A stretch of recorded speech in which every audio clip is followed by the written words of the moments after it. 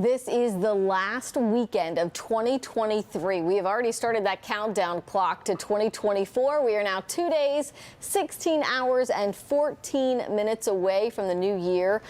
That involves fireworks, right? I mean, they can be fun for us, but the loud noises are very stressful for a lot of pets.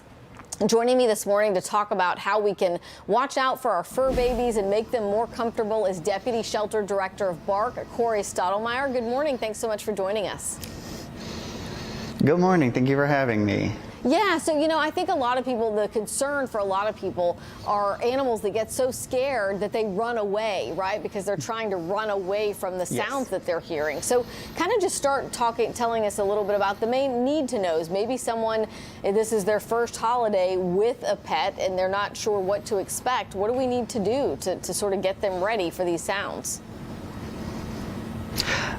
Biggest thing we tell people is if you normally keep your pets outside, now's the time to bring them indoors. I know where I live, I have been hearing fireworks since Christmas Eve. And so we're making sure, even if we have to take our dogs out to go to the restroom, we go out there with them, kind of keep a close eye on them, because even the most well-behaved dog is going to get spooked, it's going to get scared, and when animals are scared, they don't act like they normally do. Like I said, the most well-behaved dog is going to act either irrationally, or they're just going to try to hide or run away from the scary noise. So you could think you have the most secure fence, you have a high fence, dogs can burrow, bigger dogs can jump, you'd be surprised how high they can jump. And sometimes people will think too, oh, I'll just bring them indoors, it'll be fine, no worries. You need to have some kind of plan in place for when you are bringing them indoors, especially if they're not used to being inside. If you want to have like a separate space for them, that's what I recommend. My dogs personally, I keep them inside the bathroom, in the bedroom. One of our dogs we put in a kennel because she tends to be a chewer. So we just have like her normal toys so she can chew on her bone, chew on treats, give them their food and water.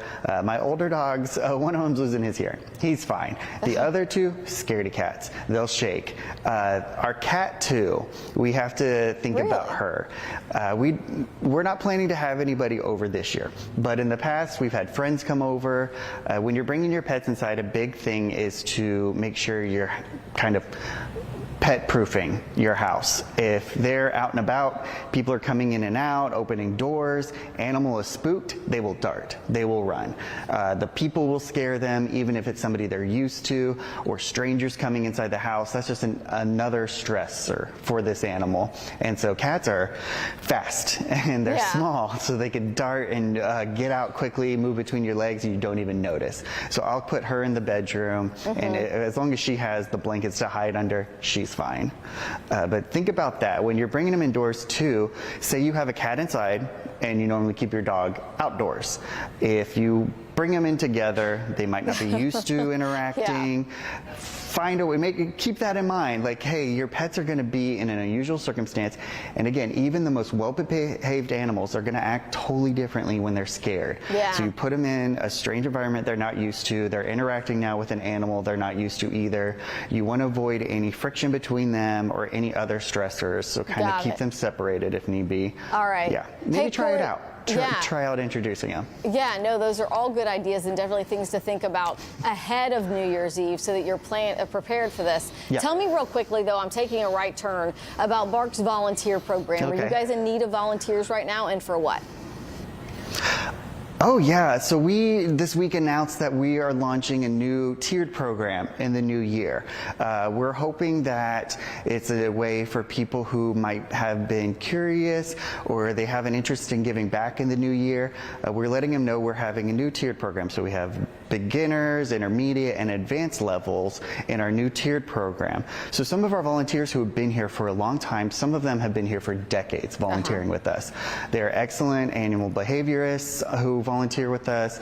They're going to be in those advanced levels and help our team train and work with those beginner volunteers. So it's both a combination of staff and experienced volunteers helping and hopefully getting new people in those beginner levels.